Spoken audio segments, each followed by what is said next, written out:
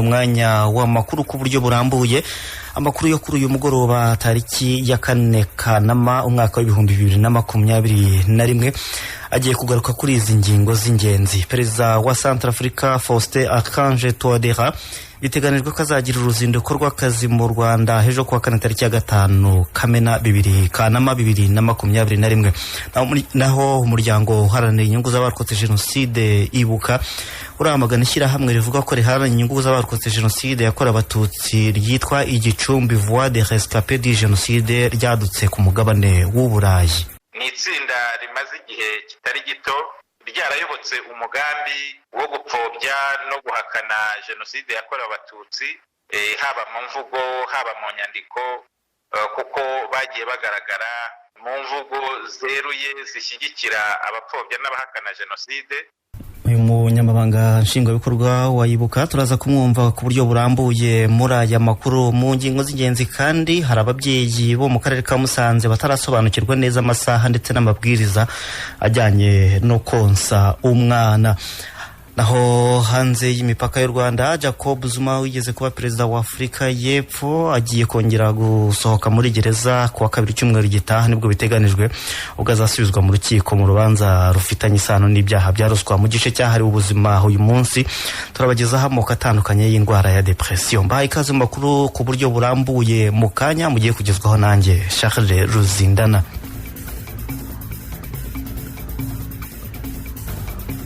Reka aya makuru tuyatangirire ku makuru arebana n'u Rwanda. Perezida wa Centrafrica Faustin Archange Touadera biteganijwe ko hejo kuwa 4 tariki ya 5 Kanama 2021 azagirira uruzinduko mu Rwanda.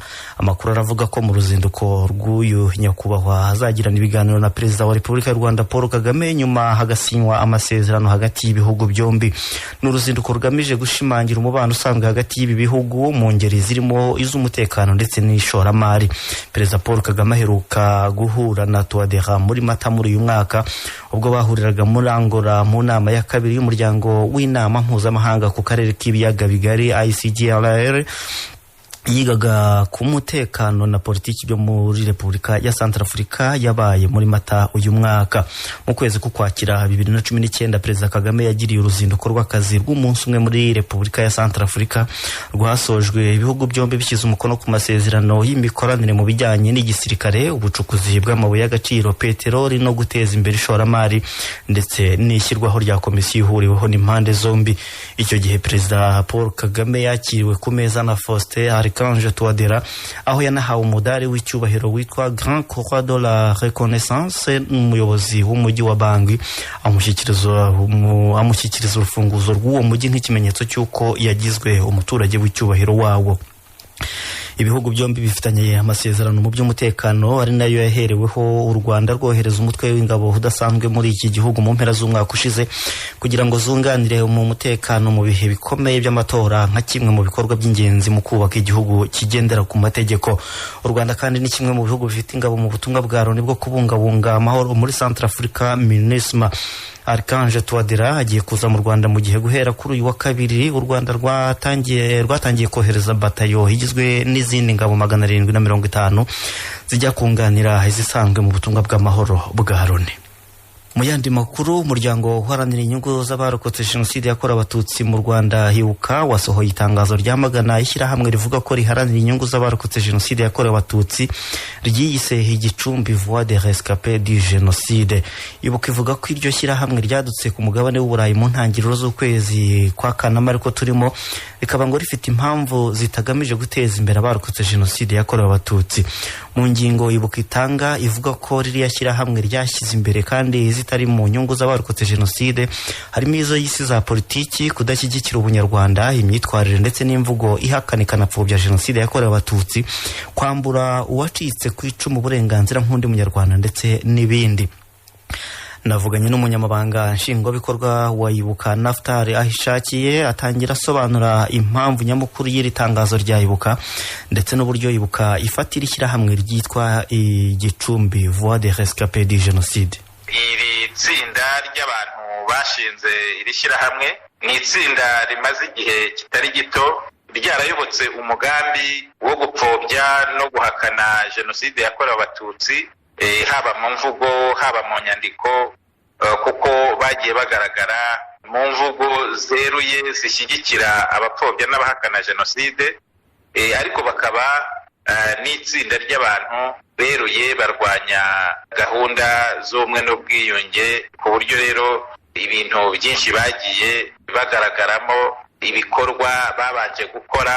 Mu by'ukuri abantu bishyira hamwe kugira ngo bakore, bashyire mu bikorwa ibitekerezo basanganywe nko mu rwego rwo guhuza imbaraga, ariko abangaba umurongo basanzwe barafashe ni uwo nguwo, ku buryo iri tangazo icyo rigamije ni ukubwira abarokotse jenoside n'undi munyarwanda wese bumva bavuga cyangwa bandika wahura nabo aho bari hirya no hino, kugira ngo batamuyobya bakamutwara mu nzira idatunganye nk'iyo bahisemo. Benshi muri bo ni abantu bahisemo kwitwa impunzi, ni abantu babaye muri iki gihugu, bafashijwe na leta y'ubumwe bw'abanyarwanda, barokowe na FPR Inkotanyi, ariko uyu munsi ugasanga bari ku isonga ry'abahakana yuko ntacyo leta y'ubumwe bw'abanyarwanda yafashije abacitse ku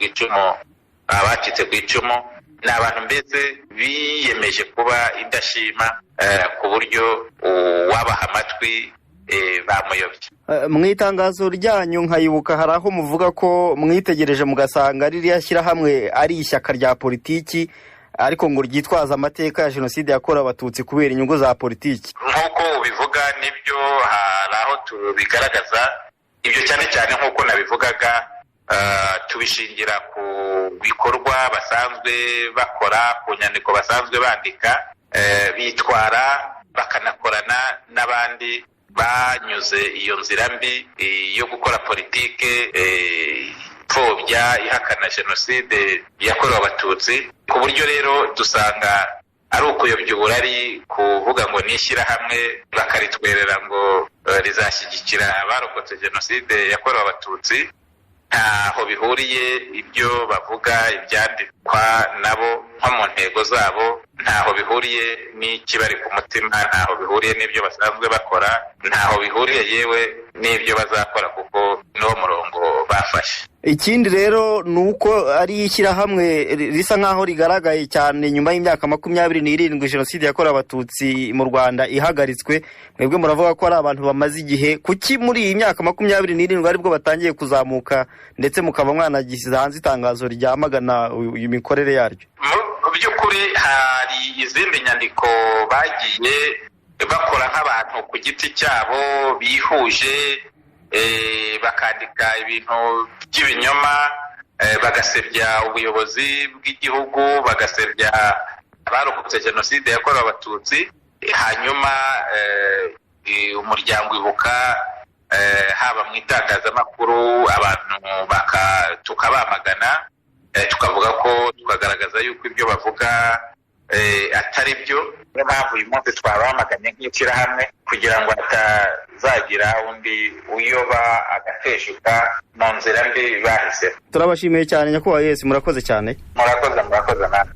Umunyamabanga nshingwabikorwa wa Ibuka Ahishakiye Naftali. Mu yandi makuru, Banki Nkuru y'u Rwanda BNR iravuga ko umwenda leta irimo gufata harimo n'uwavuye mu mpapuro z'agaciro z'i Burayi Eurobonds uzishyurwa n'abahabwa akazi cyangwa se abacuruzi bungukira mu mishinga yasabiwe ayo mafaranga. Kuwa mbere w'iki cyumweru nibwo Minisiteri y'Imari n'Igenamigambi Minecofin yatangaje ko abashoramari b'i Burayi bahaye u Rwanda umwenda ukomoka ku itangwa rya Eurobonds ungana n'amadolari y'Amerika miliyoni 620 ayahwanye n'amafaranga y'u Rwanda miliyari 620. Simo Kamuzinzi. Impapuro zitwa bonds ni amasezerano y'icyizere leta itanga ku bashoramari bayihaye umwenda mu mafaranga y'amahanga, bakazishyurwa hiyongereyeho inyungu mu gihe kirekire kirenga imyaka 10. Twavuga Eurobonds ukumva ko ari amafaranga yakomotse ku bashoramari b'i Burayi. Umwenda u Rwanda rwavanye mu itangwa rya Eurobonds ubaye uwa kabiri, kuko hari uwo rwahawe mu mwaka w'ibihumbi 2013 wanganaga na miliyoni 400 z'amadolari y'Amerika, ni hafi miliyari 400 z'amafaranga y'u Rwanda. Minisiteri y'Imari n'Igenamigambi Minecofin hamwe na Banki Nkuru y'u Rwanda BNR bivuga ko amenshi muri aya mafaranga u Rwanda rwahawe azishyura umwenda wa Eurobonds wa mbere, asigaye akazifashishwa mu kuzahura ubukungu bwazahajwe na COVID-19. Guverineri wa Banki Nkuru y'u Rwanda John Rwangombwa yabisobanuye kuri televiziyo y'u Rwanda ko amafaranga yavuye muri Eurobonds za mbere yakoreshejwe mu kubaka Convention Center, kugura indege za Rwandair ndetse no kubaka urugomero rw'amashanyarazi kuri Nyabarongo. Avuga ko ibikorwa nk'ibi hamwe n'ibindi biba byarubatswe mu mafaranga y'inguzanyo leta igenda isaba bitanga imirimo ku bantu benshi, bamara guhembwa hakavamo imisoro yo kwishyura wa mwenda. We wabonye akazi wungukiye muri wa mwenda leta yafashe, we wabonye ubucuruzi business ishingiye kuri Nyabarongo yaguhaye amashanyarazi, nawe ugira icyo ugarura muri leta nk'umusoro kugira ngo ishobore kwishyura ya myenda. Ntabwo bavuga ngo turafata Convention Center cyangwa Nyabarongo twari tubyaza amafaranga ajya kwishyura ya mwenda. Oya. Minisitiri w'Imari n'Igenamigambi Dr. Uzziel Ndagijimana nawe yakomeje avuga ko buri gicuruzwa cyose kiguzwe hagomba kuvaho umusoro wagenewe kwishyura umwenda leta yafashe. Yongeyeho ko mu ngengo y'imari ya leta buri mwaka no mu bwizigame bugenda bukorwa haba harimo amafaranga yagenewe kwishyura umwenda igihugu kigenda gifata. Dr. Ndagijimana yakomeje agira ati: tuba dufite gahunda y'amafaranga yishyurwa, igihe yishyurirwa, buri watugurira wese igihe yishyurirwa mu kwezi runaka amafaranga ya naya. Burya amafaranga bateganyijwe mu ngengo y'imari ku buryo itariki ntakuka amafaranga tuba twamaze kwishyura, ntabwo u Rwanda rujya n'ikibazo cyo kwishyura imyenda. Uyu rero nawe winjiramo ukaba ufite gahunda, tuba turi mu kwezi runaka hazishyura amafaranga ya naya, akaba ari no mu ngengo y'imari. Minisitiri w'Imari n'Igenamigambi avuga ko uretse Eurobonds hari n'indi myenda u Rwanda rwafashe mu bihugu bitandukanye, mu mabanki hamwe n'ibigega mpuzamahanga ndetse no mu bashoramari b'imbere mu gihugu. Buri gihembwe u Rwanda rutanga impapuro mpeshwamwenda ku bashoramari b'imbere mu gihugu zifite agaciro ka miliyari z'amanyarwanda zibarirwa hagati ya 15 na 20 kuva mu mwaka wa 2014 kugeza ubu.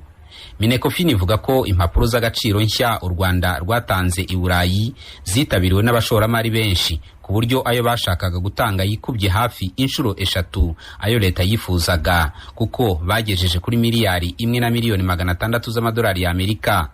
Minecofin ikavuga ko ibi byerekana icyizere abashoramari bo ku isi bafitiye ubukungu bw'u Rwanda buvugwaho kuba bwarazamukaga ku rugero rwa 7.8% buri mwaka mbere y'icyorezo COVID-19. Simoka Muzinzi, Keti Radio, i Kigali. Mu ntara y'Amajyaruguru mutwumvira ku murongo w'101.1 mu karere ka Musanze, mu gihe leta y'u Rwanda ikangurira umubyeyi konsa umwana nibura inshuro zitari munsi y'8 ku munsi, kandi umubyeyi akonsa umwana amaze gukaraba intoki mu rwego rwo kwirinda ko ashobora kwandura indwara. Abaturage bo muri aka karere ka Musanze baremeza ko batarasobanukirwa neza n'iyo gahunda ijyanye n'amasaha yo konsa, ndetse bakavuga ko bitewe n'umwanya muke bagira mu gihe baba bagiye mu kazi gatandukanye, ndetse bamwe bakemeza ko bonsa abana batabanje no gukaraba intoki bitewe n'imiterere y'akazi bakora. Ni mu gihe kandi u Rwanda ruri mu cyumweru cyahariwe ubukangurambaga bujyanye no konsa. Bamwe rero mu baganiriye na Keti Radio basanga akazi bakora katabemerera kubahiriza iyi gahunda ijyanye no konkereza umwana ku gihe, cyane cyane aba basigira abakozi. Ibyo rero ngo bikaba bikomeje kugira ingaruka z'uburwayi butandukanye bufata abana babo. Twicaye ku mvuzo kwa Mirenge ku Nenyu turakurikirana ibiganiro bya Keti Radio. Mu makuru avugwa hanze y'u Rwanda, Jacob Zuma wigeze kuba perezida wa Afurika y'Epfo agiye kongera gusohoka muri gereza, aho biteganijwe ko kuwa kabiri w'icyumweru gitaha azasubizwa mu rukiko mu rubanza rufitanye isano n'ibyaha bya ruswa. Tariki ya 29 Kamena muri uyu mwaka wa 2021 nibwo Jacob Zuma yakatiwe gufunga umwaka umwe n'amezi 3 kubera gusuzugura urukiko. Ni igihano yahawe kubera kwanga kwitaba urukiko mu iburanishwa ryo muri Gashyantare 2021 kugira ngo yisobanure ku byaha akurikiranyweho birimo ibya ruswa. Muri Kamena 2021 nibwo uyu mugabo yishyikirije polisi kugira ngo atangire igifungo yakatiwe kubera gusuzugura urukiko, aho yahise ajyanwa muri gereza y'ahitwa East Court Correction Center iri hafi y'urugo rwe mu ntara ya KwaZulu-Natal. Iki gihano n'itabwa muri yombi rya Jacob Zuma byatumye abamushyigikiye cyane cyane abiganjemo abo ku ivuko rye batangira kwigaragambya